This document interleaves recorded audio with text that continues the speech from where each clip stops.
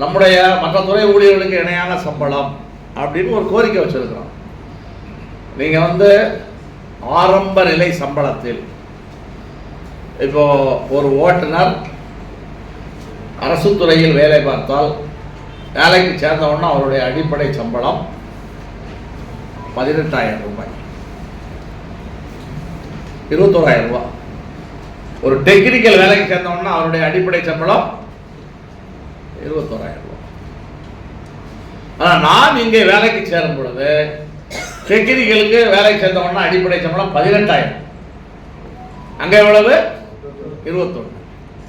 டிரைவருக்கு அடிப்படை சம்பளம் 17,800 ரூபாய், அங்க 21,000 ரூபாய். இவங்க பே மேட்ரிக்ஸ் எல்லாம் கொடுத்தா கூட ஆரம்ப நிலை அடிப்படை சம்பளத்தில் மற்ற துறை ஊழியர்களை விட நாம் குறைவாகத்தான் இருக்கிறோம். அதனால நம்ம இந்த ஒப்பந்த கோரிக்கையில் இந்த குறையை ஈடுகட்ட அடிப்படையில் ஒரு 2,000 ரூபாய் சிறப்பு படியாக வழங்க வேண்டும் என்று ஒரு கோரிக்கை வச்சிருக்கிறோம். நம்ம இதை சொல்றோம், பேச்சுவார்த்தையிலே அதுதான் பேச போறோம். பேச்சுவார்த்தையிலே இதுக்கான விவரங்களை தான் கொடுக்க போகிறோம்.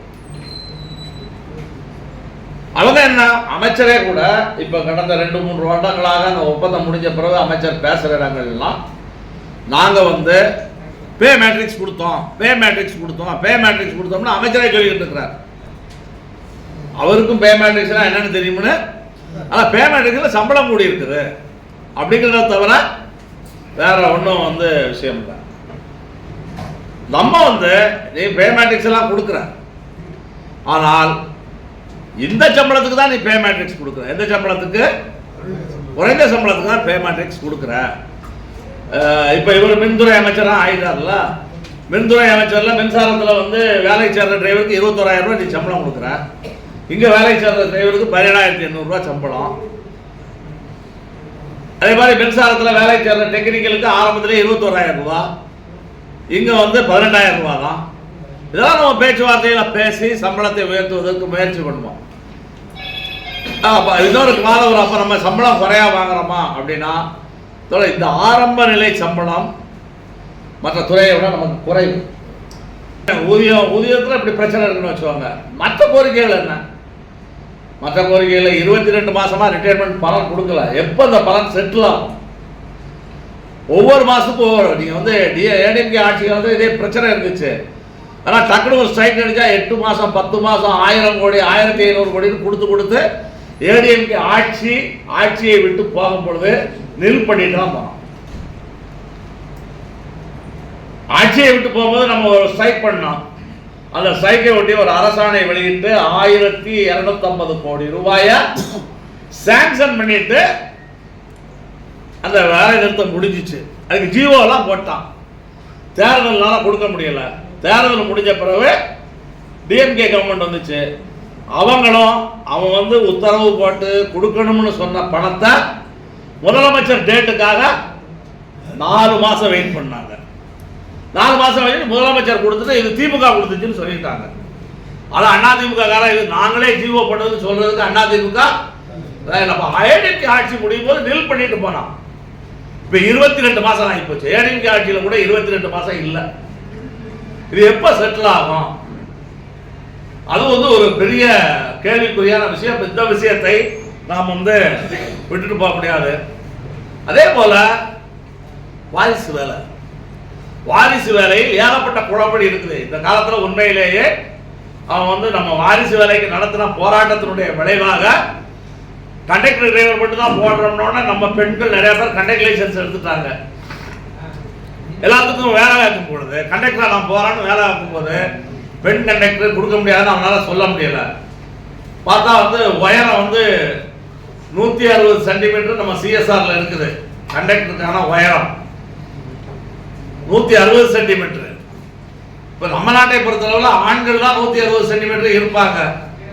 பெண்கள்லாம் மேக்சிமம் ஹைட்டு 150 152 தான் பெண்களுடைய ஹைட்டு.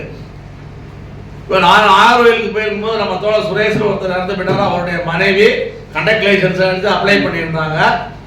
அவங்களுக்கு ஹைட் கம்மிட்டு வந்தாங்க. அப்புறம் சொன்னா ஹைட் கம்மின்னு இல்லைன்னு சொல்லிட்டாங்க. அப்புறம் வந்து நம்ம வந்து இந்த சீருடை பணியாளர் விவரத்தை பார்க்கும்போது காவல்துறையில், ஃபயர் சர்வீஸில், மற்ற எல்லா இடங்களிலும் ஆணுக்கு ஒரு உயரம், பெண்ணுக்கு ஒரு உயரம். நம்ம உடனே வந்து ஆணுக்கு இது உயரம், பெண்ணுக்கு இது உயரம், இங்கே மட்டும் வந்து பெண்ணுக்கு உயரமாக நிர்ணயம் பண்ணது சரியில்லை என்று சொல்லி கடிதம் கொடுத்தோம்.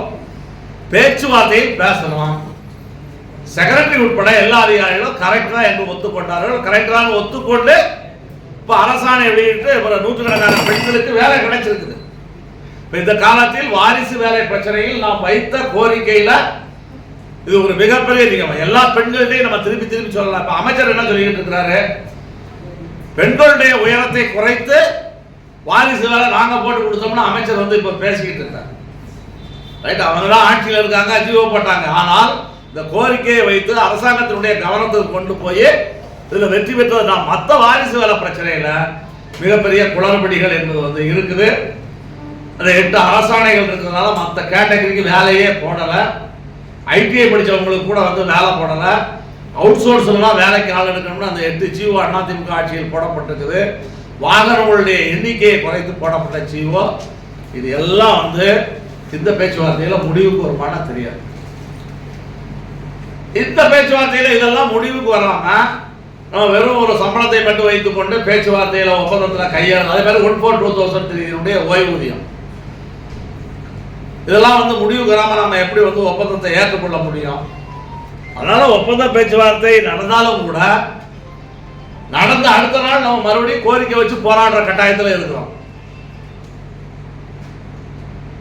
இப்போ நம்ம அரசாங்கத்திட்ட இதையெல்லாம் பேசி இதெல்லாம் நீங்க தீர்க்கணும் அப்படிங்கிற மாதிரி அமைச்சரை பார்த்து பேசலாம் அப்படின்னு சில முயற்சிகள் பண்ணோம்.